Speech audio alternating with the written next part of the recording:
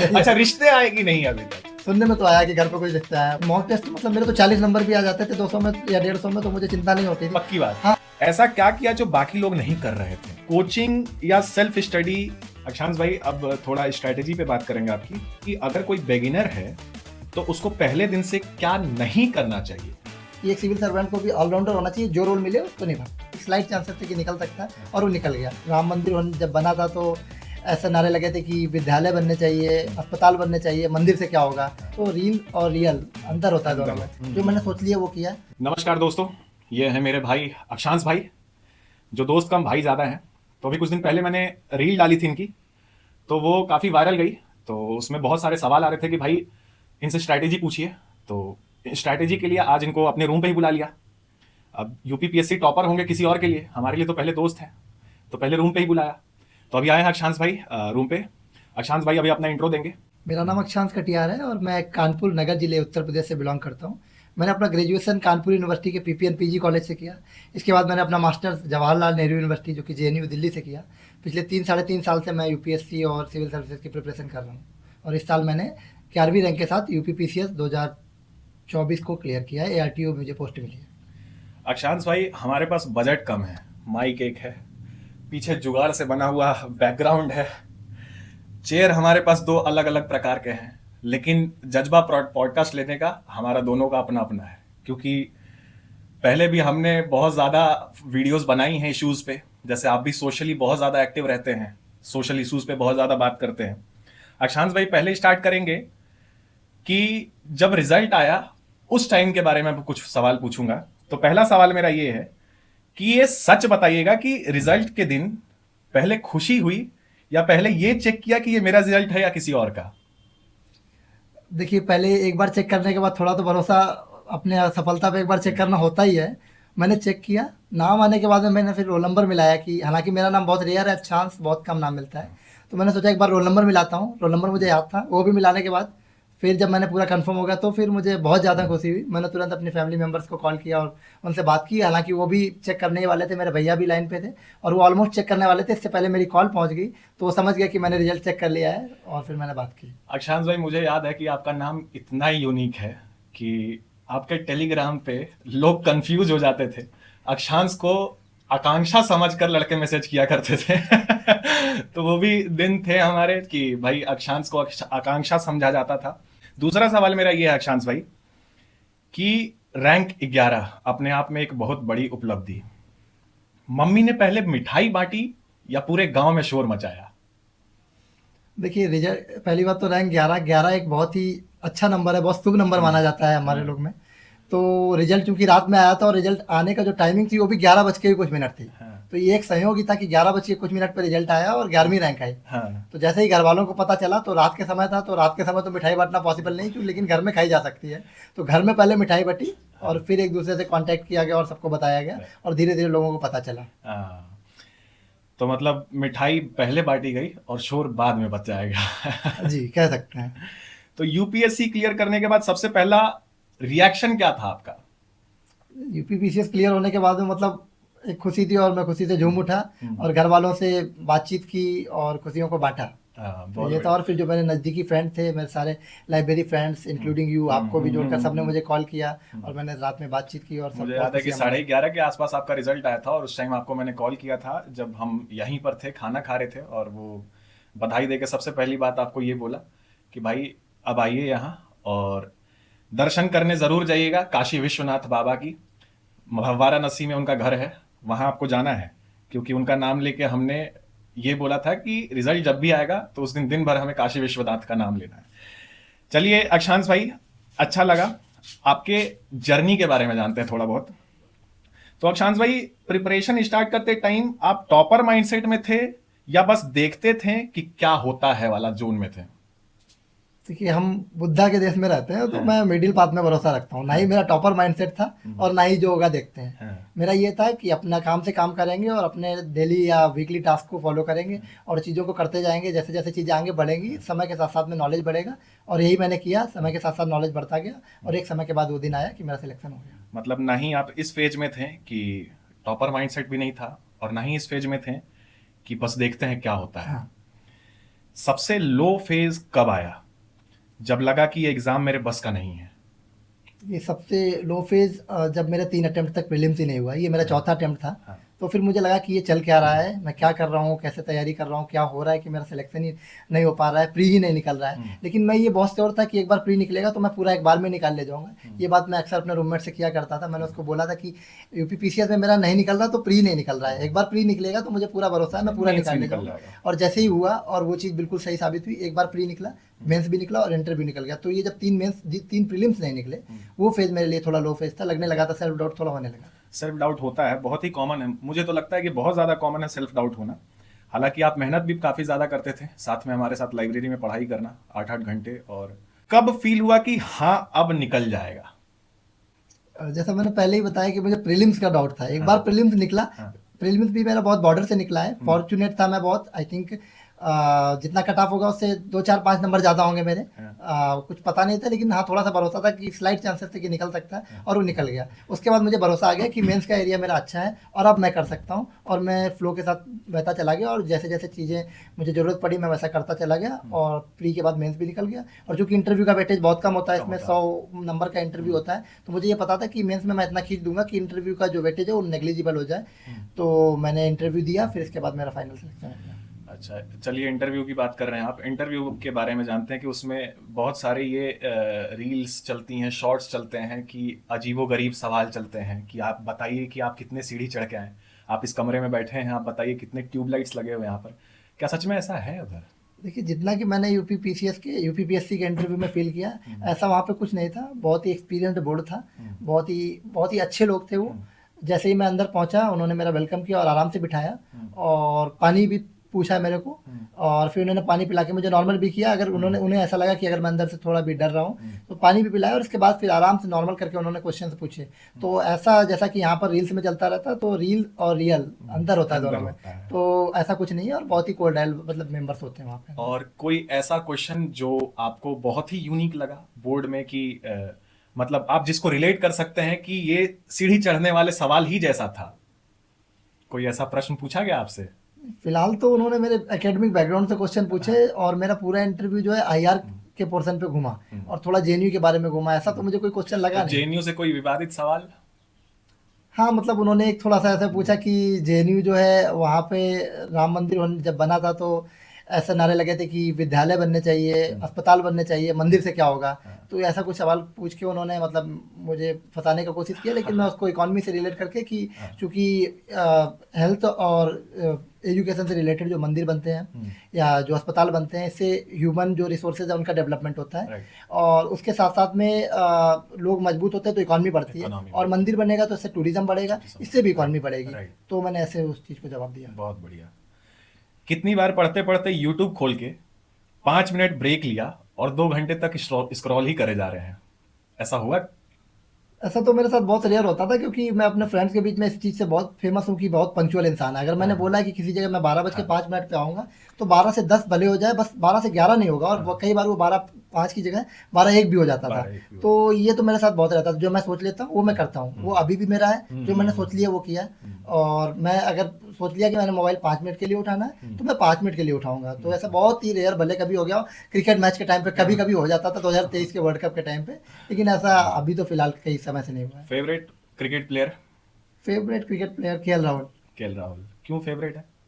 KL Rahul की खेलने का जो टेक्निक है वो तो अच्छा है, उसके साथ साथ में उस इंसान का जो मतलब कि चीज़ों को हैंडल करने का नज़रिया है। क्योंकि कोई भी कितनी भी आलोचना करे, लेकिन बहुत ही अपने बैट से जवाब देना, बहुत ही फॉर्मल रहना, और पीसफुल माइंडसेट से खेलना, और सबसे बड़ा रोल की जो फ्लेक्सिबिलिटी होती है।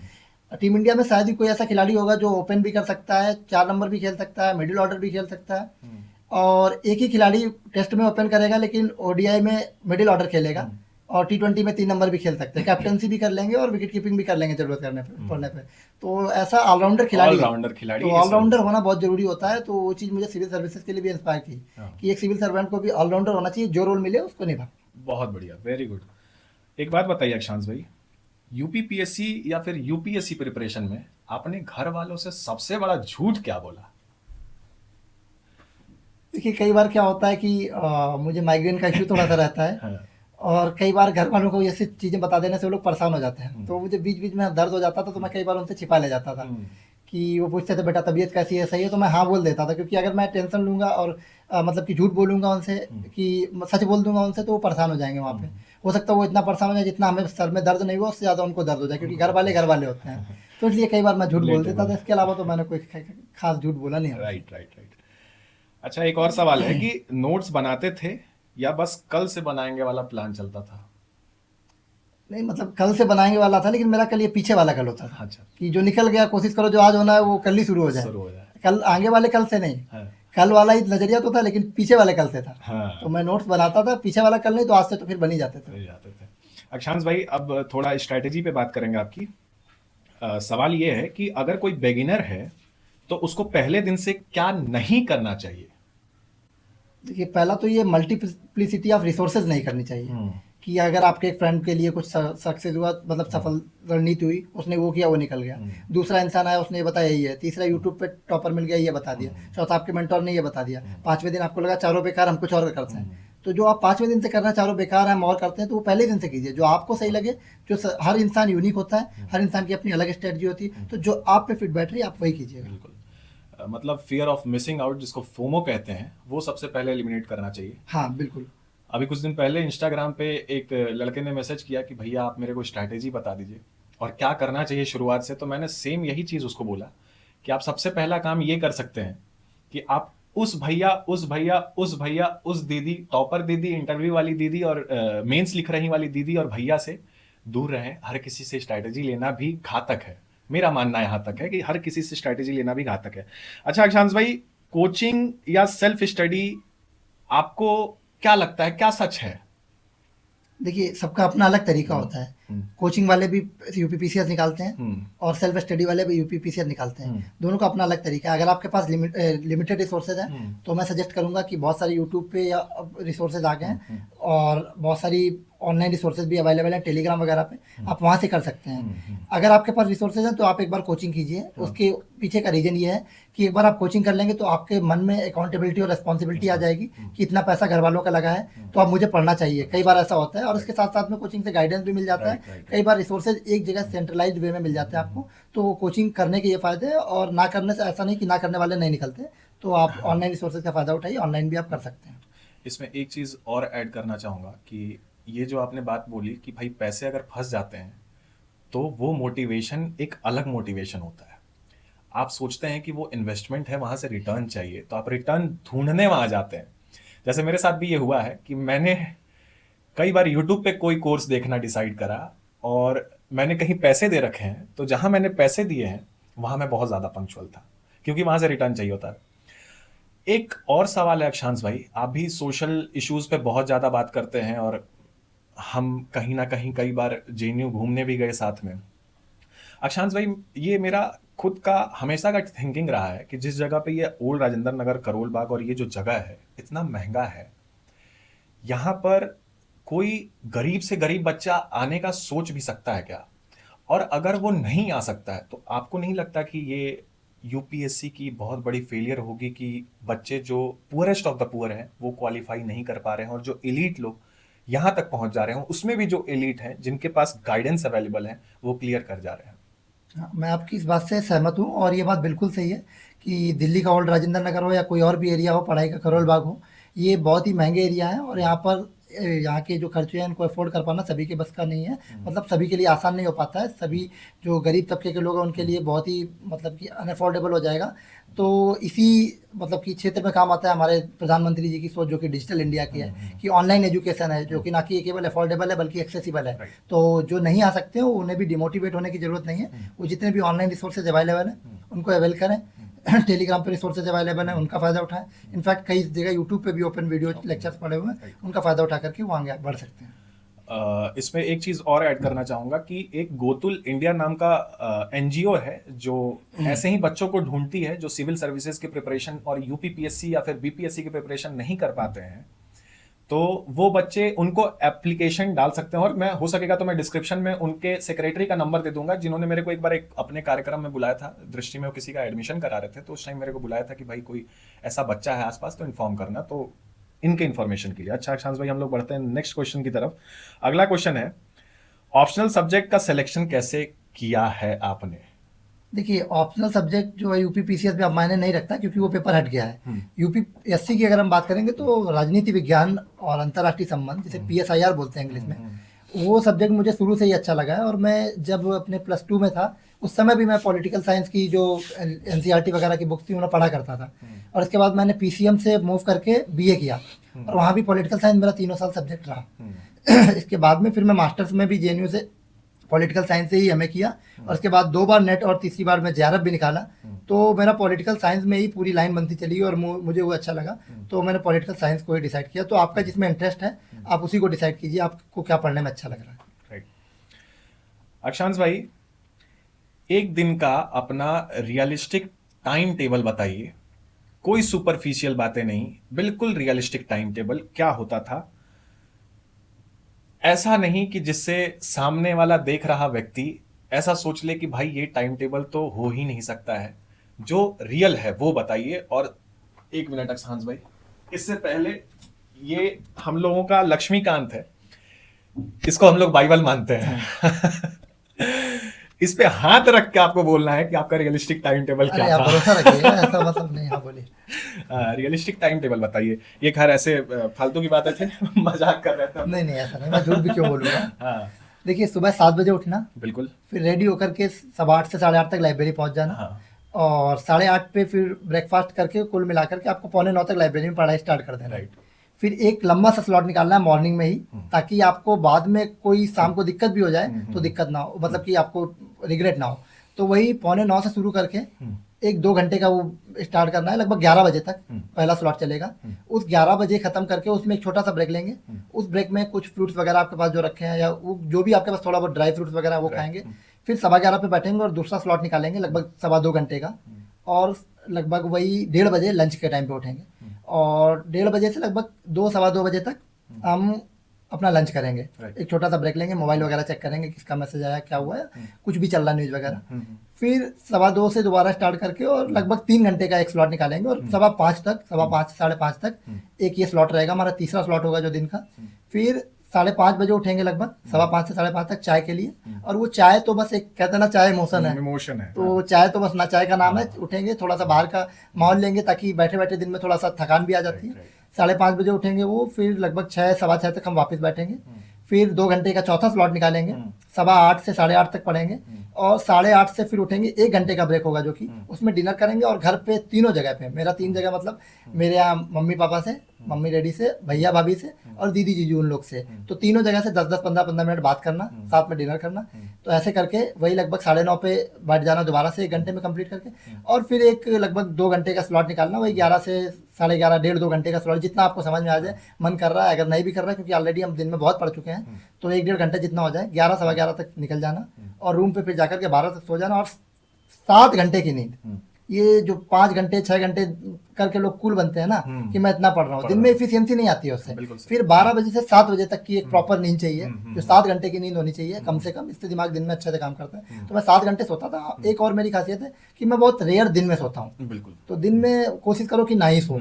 तो वही मेरा ये दिनचर्या रहती है और 7 बजे उठ के अगले दिन का फिर सेम रिपीट। अक्षांश भाई, एक बहुत ही ये सवाल आता है कि भाई 4 साल हो गए आपको, 4 साल हो गए लगभग तैयारी को, कहीं ऐसा मोटिवेशन वीक नहीं हुआ कि भाई उसको कैरी ऑन करना? देखिए, रूटीन बनाना या फिर रूटीन को फॉलो करना इज अ डिफरेंट थिंग, लेकिन उसको पंक्चुअल तरीके से फॉलो करना वो पूरा ही डिफरेंट है। क्योंकि होता यह है कि पहले साल में जब बच्चे नए नए आते हैं तो उनके साथ ये होता है कि भाई जमकर तैयारी करते हैं, जमकर तैयारी करते हैं, और धीरे धीरे धीरे धीरे धीरे उनका जो स्टडी आवर्स है वो ग्रेजुअली डिक्रीज होना स्टार्ट हो जाता है।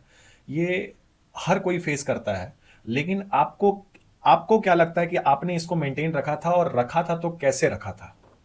देखिए लोगों के जो दिनचर्या में परिवर्तन का कारण है या लोगों के घंटे घट जाने का कारण है, वो ये है कि उनके पास कोई टारगेट नहीं होता है। जब तक कोचिंग करते हैं, कोचिंग तो उनकी चलती रहती है, उनको लगता है वो सब कुछ पढ़ रहे हैं। एक बार कोचिंग खत्म होती है, फिर वो मतलब लाइन से डाइवर्ट हो जाते हैं, फिर उनको पता नहीं। इसके लिए बस एक चीज़ है कि आप कोई टेस्ट सीरीज वगैरह परचेज कर लीजिए, उसके साथ साथ में जैसे जैसे उसमें आपको टेस्ट लिखने का शेड्यूल मिलेगा, उन टेस्ट को कंप्लीट करते रहिएगा, और वो जैसे जैसे आपको शेड्यूल देते हैं उसको फॉलो करते रहिएगा। कभी आप अपनी लाइन से डाइवर्ट ही नहीं हो सकते। और उसके साथ साथ में अगर आपके घर पे कोई अच्छा है जो आपको गाइड कर सकता है, जैसे मेरे केस में मेरे भैया हैं, वो मुझे सारा कुछ बताते हैं, तो ये तो मतलब बहुत ही अच्छी ब्लेसिंग हो जाएगी कि अगर आपके घर पे, और आपको भी थोड़ा अकाउंटेबल रहना चाहिए घर वालों के प्रति, कि आप यहाँ पढ़ रहे हैं, घर वाले आपके पैसे दे रहे हैं, तो जैसे जैसे जो इंसान भी पैसे खर्च करने से पहले एक बार सोचेगा ना कि घर वाले पैसे दे रहे हैं, वो पक्का पंक्चुअल अकाउंटेबल सब कुछ रहेगा। मतलब ये आपका एक लाइन आपने एक बार बोला था, मुझे याद है कि भाई आपके घर वालों ने आपको इस कदर सपोर्ट करा कि भाई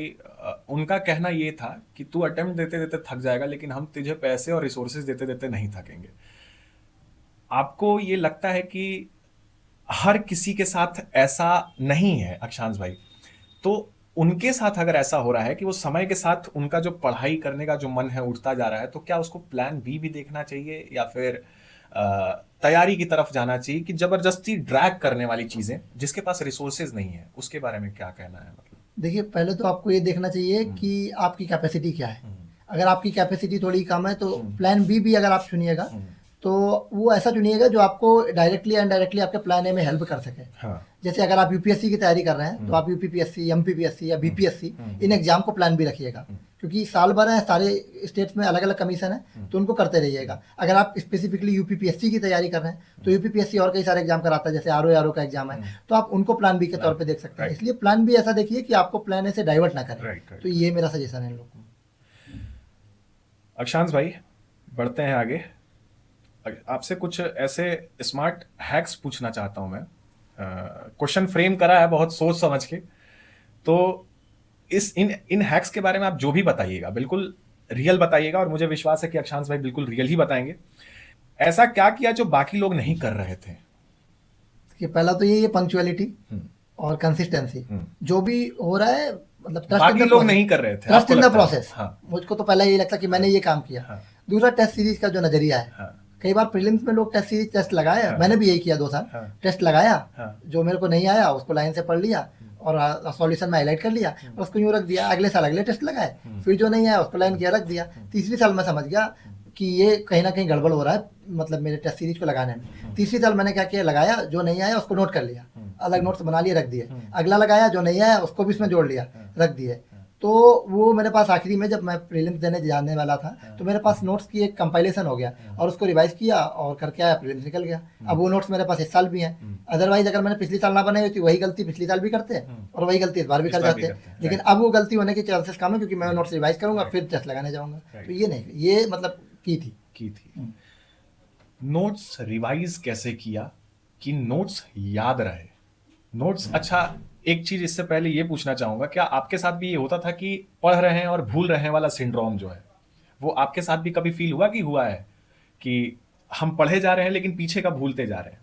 देखिए, भूलना एक स्वाभाविक प्रक्रिया है और ये सभी के साथ होती है, और ये एक अच्छी चीज है। मैं ये नहीं कहूँगा कि खराब चीज है। आप नॉर्मल है। हाँ, आप नॉर्मल रहेंगे। नॉर्मल है। तो भूलना एक स्वाभाविक प्रक्रिया है और ये होता है, ये सबके साथ होता है। और जो कह रहा है कि नहीं होता उसके साथ भी होता है, लेकिन वो बता नहीं रहा, और ये मेरे साथ भी होता है। तो जो चीज आप भूल रहे हैं उसको लेकर टेंशन मत लीजिए, दोबारा से उसको रिवाइज कीजिए, बार बार रिवाइज कीजिए, तब तक रिवाइज कीजिए जब तक याद ना हो जाए। क्योंकि हमें जिंदगी में हर चीज रिवाइज नहीं करनी होती है, पढ़ाई रिवाइज करनी है। मतलब मानसिक संतुलन ठीक है अगर आप भूल रहे हैं तो। हाँ, रिवाइज करना is the key. Mock test में फेल होने के बाद कमबैक कैसे किया? मॉक टेस्ट मतलब मेरे तो 40 नंबर भी आ जाते थे 200 में या 150 में, तो मुझे चिंता नहीं होती थी। पक्की बात। हाँ, और 120 भी आ जाते थे तो मैं उछलता नहीं था कि मेरे 120 आ गए, क्योंकि मॉक टेस्ट को मैं कभी मार्क्स के बेसिस पे लेता ही नहीं था। मॉक टेस्ट से मैं हमेशा सीखता था और जो मुझको नहीं आ रहा है उसको निकाल लेता था। ये मेरे काम का है बस। आपके सबसे गंदे मार्क्स कितने आए थे और कौन से मॉक में आए थे? प्रीलिम्स देने से पहले यहाँ नेक्स्ट आईएएस के मॉक्स होते हैं, आकलन वगैरह होता है यूपीपीसीएस के लिए, या अनुभव होता है यूपीएससी का। उनके टेस्ट दोनों का बताइए, यूपीपीएससी का भी बताइए। उनके जो वो टेस्ट वगैरह रहते हैं वो बहुत ट्रिकी हो जाते थे, तो उसमें मार्क्स कई बार कम हो जाते थे। तो मुझे चिंता नहीं, 40-45 भी आ जाते थे, मैं बताने में हिचकता नहीं हूँ। तो और 120 भी आ जाते थे तो मेरी खुशी नहीं होती थी, मतलब ये नहीं होता था कि मेरे ही मेरे। तो ये मार्क्स पे जाने ही नहीं चाहिए, मैं बार बार वही बोल रहा हूँ। तो और लोगों को ओपन मॉक देते रहने चाहिए, जैसे यूपीपीसीएस के लिए आकलन होता है, यहाँ पे अंडरस्टैंड यूपीएससी का भी होता है, वो देते रहना चाहिए। यूपीपीएससी एस्पिरेंट की सबसे बड़ी गलती क्या होती है? मल्टीप्लिसिटी ऑफ रिसोर्सेज, हर चीज को पढ़ लेना कि ये भी पढ़ेंगे वो भी पढ़ेंगे। जो लोग बोलते हैं मुझसे नहीं हो रहा है, उनको क्या बोलना चाहेंगे? उनको यही बोलेंगे कि जो बीच में नहीं लगा इसको हटा दो, मुझसे हो रहा है, क्यों नहीं हो रहा है। Very good. Hard work versus smart work, ground reality क्या है? Smart work. Smart work. लेकिन क्योंकि कई लोगों का कहना है कि 14 घंटे पढ़ने ही पड़ेंगे, इस पे क्या कहना है आपका? मैं कभी नहीं पढ़ा। स्मार्ट वर्क कैसे? स्मार्ट वर्क में का ही पार्ट है ना hard work. Hard work smart work का ऑटोमेटिक मतलब पार्ट बन जाता है। आपको पढ़ना है जो पढ़ना है, लेकिन ये नहीं कि सब कुछ पढ़ना है। हार्ड वर्क का मतलब आपको जो मिल रहा है आप उठाए जा रहे हैं, पढ़े जा रहे हैं, जो मिल रहा है उठाए जा रहे हैं और पढ़े जा रहे हैं। स्मार्ट वर्क का मतलब है आपको जो सिलेक्ट करना है, जो काम का है उसको उठाए जा रहे हैं और पढ़े जा रहे हैं। तो हार्ड वर्क में एक दिन में आप पढ़ेंगे एक ही सब्जेक्ट की कई सारी बुक पढ़ डालेंगे, लेकिन स्मार्ट वर्क में एक ही दिन में कई सब्जेक्ट की एक बुक पढ़ डालेंगे, और वो स्मार्ट वर्क। चलिए अब आगे के सवाल की तरफ बढ़ते हैं। किसी ने डाउट किया आप पे कि इससे नहीं हो पाएगा? हाँ, मैंने ही किया कभी कभी, लेकिन फिर मुझे लगा नहीं आपके मेरे से अलावा ही किसी होगा। ने किया? मुझे तो उतना फर्क भी नहीं पड़ता, मेरे घर वाले मेरे साथ में, कोई करता रहा तो मुझे क्या करना। किया या नहीं किया? नहीं, ऐसा तो कोई ऐसे सामने नहीं आया बोल के। अच्छा, अगर किया होता तो उनको क्या बोलना चाहते हैं आप? आप भी आके एक बार देख लो। क्योंकि ये जर्नी ऐसी है, आप आइए साथ में साथ साथ करते हैं, आइए साथ साथ करते हैं, साथ साथ करते हैं, बैठते हैं, हाँ बैठते हैं। आपको लगता है कि एक साल में अगर हो जा रहा है, हो जा रहा होगा, लोगों से हो जा रहा होगा, मेरी मेरे जो से नहीं हो कैपेसिटी रहा हर है, इंसान हाँ, अपने आप में बिल्कुल, यूनिक होता है। मतलब मेरे से नहीं हो पा रहा है, और आइए साथ में बैठिए, देखिए कि कितना अच्छा है, कितना साधारण है, कितना केक वॉक है कि इस पे चलते हैं और निकल ही जाता है। बिल्कुल। तो ये आगे देखना चाहिए। जो आलोचना करते हैं उन बच्चों की जो यहाँ पर मेहनत कर रहे होते हैं, उनकी आलोचना करते हैं। बिल्कुल। फैमिली का रोल कितना इंपॉर्टेंट था? पूरा फैमिली का ही रोल इम्पोर्टेंट। एक फैमिली और एक फ्रेंड्स, दो मेरे साथ हमेशा रहे, और फैमिली ने हमेशा मुझे इमोशनल, मेंटल या जैसा भी सपोर्ट की जरूरत पड़ी उन्होंने मुझे हमेशा किया। अगर ये एग्जाम क्लियर नहीं होता तो प्लान बी क्या था? अगला प्रीलिम्स। Very good. चलिए अब एक रैपिड फायर राउंड आपके साथ देखते हैं। बिल्कुल। यूपीपीएससी वर्सेस गर्लफ्रेंड, कौन ज्यादा डिमांडिंग? यूपीपीएससी, क्योंकि दूसरे का मुझे एक्सपीरियंस नहीं है। एक्सपीरियंस नहीं है? अच्छा, रिश्ते आए कि नहीं अभी तक? सुनने में तो आया कि घर पे कोई रिश्ता है, मैं नाम नहीं रिवील कर सकता हूँ। इतनी जल्दी? परसों रिजल्ट आया, आज रिश्ते भी आने लगे? अगले दिन आ गए भाई। नोट्स या नेटफ्लिक्स? नोट्स। नोट्स। स्लीप या सिलेबस? स्लीप। क्यों सिलेबस नहीं? क्योंकि अगर स्लीप आपकी अच्छी हो तो सिलेबस ऑटोमेटिक कवर हो जाएगा। Very good. वन एडवाइस जो आपने अपने पास्ट वाले वर्जन को देना चाहोगे, जो आप पहले थे, उसको आप क्या एक एडवाइस देना चाहेंगे कि आप जो पहले थे उसको क्या बताना चाहेंगे कि भाई तू वो कर जो मैं आज कर रहा हूं? वही मतलब यूपीएससी से रिलेटेड या यूपीपीसीएस से रिलेटेड एडवाइस थी मेरी। हाँ। कि टेस्ट सीरीज तू कैसे लगा रहा था, 2 साल से उतना बेस्ट कर दिया, वरना 2 साल पहले ही फ्री हो जाता। चलिए, यूपीपीएससी क्रैक करने का रियल मंत्र मात्र 2 लाइन में।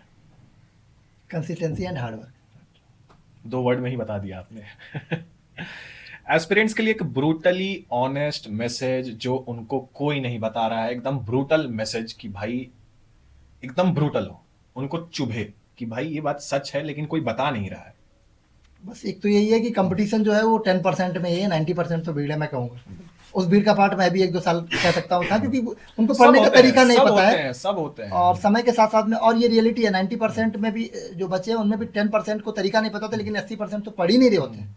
तो 20% में कंपटीशन है, 10 में मार्केट वाला कंपटीशन। अभी कुछ दिन पहले मैंने एक वीडियो डाली थी जिसमें मैंने कुछ कंडीशंस बताए थे कि भाई ये 3 काम मत करना अगर ओल्ड राजेंद्र नगर या करोल बाग आ रहे हो। हाँ। तो अब बताइए उन तीनों का, मैं बता दूं कि वो 3 काम क्या थे। वो 3 काम ये था कि पहला, जब आपका मन नहीं लगे तो आप सिंधी पार्क चले जाएं, ये नहीं करना था। दूसरा कि ये जो बड़ा बाजार मार्ग है वो चकाचौंध से भरा हुआ है, वहां पर जाकर बिना मतलब चक्कर नहीं काटने लगना। तीसरा कि लाइब्रेरी को लाइब्रेरी की तरह उपयोग करना, उसको बम्बई टिंडर ना बनाना। आपने इन तीनों में से तीनों का उपयोग करा या फिर क्या करा? मतलब कितना रिलेट करते हैं उस वीडियो से? मैंने इन तीनों का प्रयोग बिल्कुल नहीं किया। सिंधी पार्क मैं कभी कभी चला जाता है, क्योंकि दोस्तों के साथ घूमने की एक अलग वो था, क्योंकि महीने 2-4 महीने में अगर आप चले जा रहे हैं तो उसमें कुछ गलत भी मैं नहीं मानता हूँ। बड़ा बाजार मार्ग का इतना तो खैर टाइम ही नहीं मिलता था कि जाऊँ, और लाइब्रेरी में जाता था, क्योंकि लाइब्रेरी में मैं one of the most consistent person में से एक हूँ। मैं लाइब्रेरी के ऑनर। लाइब्रेरी जाने की बात नहीं है अक्षांश भाई, बात ये है कि उसको आपने बम्बई टिंडर की तरह कितना यूज करा। नहीं, मैंने उसको बिल्कुल ऐसे नहीं यूज किया। मैं बिल्कुल हमेशा लाइब्रेरी की तरह यूज किया। और आज भी मेरी सीट पे अगर आप जाके देखेंगे तो एक टेम्पल की तरह है, उस पे इतने मैप्स और वो लगे सजाए हुए हैं, आपने, पूरी बहुत सबसे अच्छे से सजी हुई सजाया सीट है। मिलेगी आपको। आपसे इंस्पायर होके ये थोड़ा सजाया है मैंने, कुछ वही 2-2.5 हजार रुपए लगा के थोड़ा यहाँ मैप्स वैप्स लगाए हैं। नहीं, मैं तो खैर इतना नहीं लगाया। तो मेरा यहाँ पर थोड़ा सस्ता सस्ता ढूंढ लिया जो सस्ता हो सस्ता ढूंढ गया। लिया। और बात ये थी कि थोड़ा मेरा वीडियो एडिटिंग वगैरह में मन लगता है, जो कि हॉबी है मेरी। तो मैं सोचता हूँ कि यार रूम पे दिन भर रहना है, बाहर जो बड़ा बाजार मार्ग पे चक्कर लगाते थे उससे तो बढ़िया है कि थोड़ा बहुत कंटेंट बना ले। तो फिर सोचा कि यार आसपास से इतने दोस्त निकल रहे हैं, तो अगर वो आसपास से निकल रहे हैं तो the very first one who can approach them is me. तो भाई उनके भी कुछ इंटरव्यूज डालें कि भाई सामने वाले को भी फायदा हो। तो इस वजह से मैंने सोचा कि यार चलो इसको बैकग्राउंड ही बना देते हैं, इसलिए मैंने इसको थोड़ा बनाने की कोशिश करी थी। अक्षांश भाई, आपके जो सीट है लाइब्रेरी वाली सीट, उस पे सबसे सस्ता लेकिन सबसे महंगा चीज क्या है? उस पे जो मेरे hand written notes, sticky notes हैं, हाँ, वो है, क्योंकि वो सस्ते इसलिए हैं क्योंकि एक चिट पे लिखे हुए हैं, हाँ, और सबसे महंगे इसलिए हैं क्योंकि वो मेरा ही टैलेंट है, और मैंने ही जिस तरीके से कुछ हाँ। ट्रिक्स वगैरह हम बनाते हैं वो वहाँ पे लिखी हुई हैं, वो अच्छा, है। चलिए अक्षांश भाई, अब बात इस पे करेंगे कि जो हम लोग यहाँ पर आते हैं और यहाँ पर तैयारी करते हैं, तो हम इस जगह से, स्टूडेंट कम्युनिटी से इमोशनल सपोर्ट, क्योंकि यहाँ अकेले सरवाइव कर पाना is a next to impossible thing. क्योंकि यार एक एक समय आने के बाद बंदा, एक human beings are social animal, तो एक समय पे आने के बाद बंदा बहुत ही ज्यादा अकेला फील करने लगता है। तो उस अकेलेपन को भरने के लिए दोस्त होते हैं, साथी होते हैं, जो यहाँ पर स्टूडेंट्स है, बाकी स्टूडेंट्स। अगर आपको आगे चल के कोई भी स्टूडेंट कम्युनिटी से मिलता है जो आपसे आपकी हेल्प मांगता है, ऐसी हेल्प जो लीगली सही हो, कि आप लेटर ऑफ द लॉ नहीं देखें, स्पिरिट ऑफ द लॉ देख के कर दें, तो मैं चाहता हूं कि आप उनका हेल्प करें। और अगर करेंगे तो उसके बारे में 2 शब्द सुना भी दें यहाँ पर कि भाई आपके दिमाग में क्या है उनको लेके, कि क्योंकि हम बहुत वो करते हैं उनको। हमारे साथ के जो ये सारे दोस्त हैं, हमारे जितने हमारे यहाँ पर साथी तैयारी कर रहे हैं, तो स्टूडेंट कम्युनिटी के साथ बहुत ज्यादा वो भी चला जा रहा है कि भाई एसएससी के साथ, एसएससी में इतना ज्यादा धांधली और ये नीट वीट। तो स्टूडेंट कम्युनिटी हमेशा पीड़ित करी गई है, सताई गई है। तो मैं चाहता हूं कि आप कहीं पर भी रहें, उनका साथ नहीं छोड़ें, और एक गरीब तबके का साथ नहीं छोड़ें। इस पे कुछ बोलना चाहे तो आप बोल सकते हैं थोड़ी देर। देखिए, गरीब तबके की बात रही तो मैं हमेशा से उनका साथ रहा हूँ, हितैषी रहा हूँ। मेरे से जो हो पाया, मैं भी एक नॉर्मल परिवार से ही आता हूँ, मैं बहुत मतलब करोड़पति परिवार से नहीं आता हूँ। दूसरी बात ये रही बात लीगल की बात, पहली बात तो कोशिश यही कीजिएगा कि कोई गलती ना हो अपने से। बिल्कुल। इन केस ऐसी हो गई और आप अंडर दी लॉ आप बिल्कुल सही इंसान हैं, तो उसकी हेल्प करनी चाहिए। और मैं ही नहीं, जितने भी ऑफिसर से आज बिल्कुल, जितने भी बिल्कुल, सिलेक्टेड लोग बिल्कुल, हैं, बिल्कुल। वो लीगली जो भी सही है, वो कहीं भी हो, दोस्ती नहीं कहीं भी हो, हाँ, उनको सही करना चाहिए। बिल्कुल, बिल्कुल सही। तो ये है अक्षांश भाई, और अक्षांश भाई का पॉडकास्ट आज मेरे को लगता है कि मेरे यूट्यूब पे पहला पॉडकास्ट जो जाएगा वो अक्षांश भाई का ही जाएगा। तो अक्षांश भाई, मैं अब उन लोगों से जो हमारा पॉडकास्ट देख रहे हैं उनको ये बोल दूं कि भाई पॉडकास्ट देख के भूल मत जाना, थोड़ा सब्सक्राइब कर देना यार, ताकि मोटिवेशन बना रहे। अभी और भी लोग हैं, उनको भी लेके आएंगे, अच्छे अच्छे पॉडकास्ट आएंगे।